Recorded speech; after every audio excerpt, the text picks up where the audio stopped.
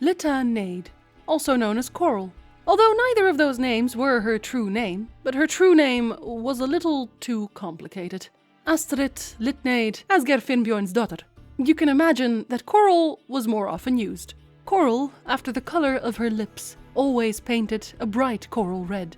Her lips, who were often described as perfect, matching her green eyes and natural red hair. She was a sorceress, hailing from Skellige. Although she did not spend much time there as of late, all she'd had left from her time as a young maid there was a rather exotic tattoo on her hip, depicting a fish with colored stripes. Even after she'd become a sorceress, she elected to keep it, although she had removed nearly all of her freckles, only forgetting a few in hard-to-reach places. Some things are more difficult to remove, of course. The blood of a Skelliger might as well be seawater, and that comes with a certain set of ideals.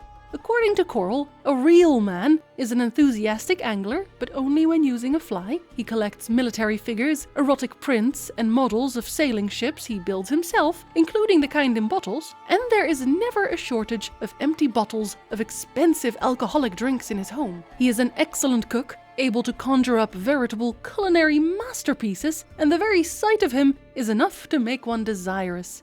But of course, as she no longer lived on the Skelliger Isles, she had to make do with perhaps less boat-friendly partners.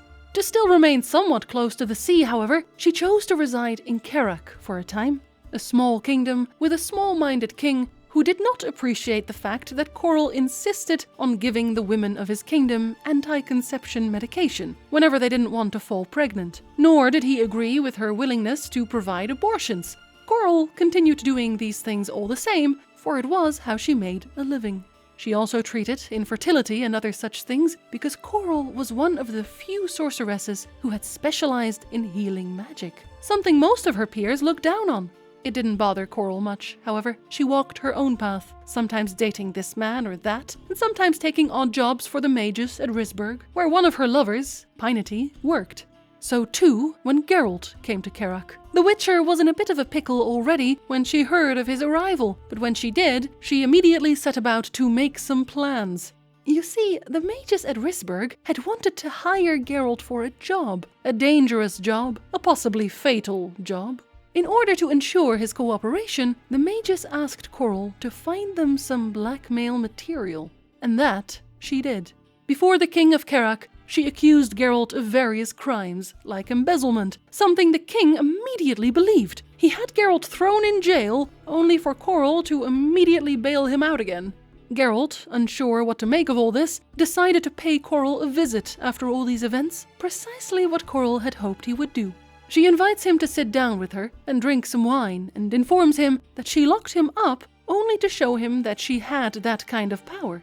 As they spoke, Coral, of course, tried to seduce Geralt as best she could, but Geralt had decided for himself that he would not give in. Not today. In fact, he took the time to taunt Coral by stating that her assistant, Mosaic, was more attractive than her.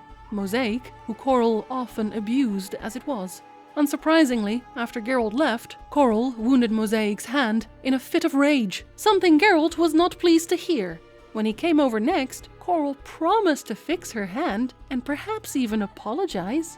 I don't need to tell you, I'm sure, that despite this behavior, Geralt's insistence on not sleeping with the sorceress didn't last long. They went on many body explorations together. A great many. Honestly, a rather substantial amount, just pages full of it. But every so often, they'd also sit on the terrace, watching the ships, until one day, Geralt asked Coral if she could show him a vision. Geralt's swords had been stolen when he entered Kerak, and he'd hoped that Coral might help him find them again. Coral agreed and took him to the fountain she used to conjure her visions. Except when Coral took Geralt's hand and told him to concentrate on his swords, a vision of Yennefer showed up instead, flustering Coral quite a bit. He does eventually get the swords to show, along with several other visions. One of them was a vision meant for Coral that showed her Sodden Hill, the place where she would die. To put an extra damper on things, Geralt eventually found out that Coral had only started the whole legal case against Geralt to ensure some easy blackmail material for the mages at Risberg.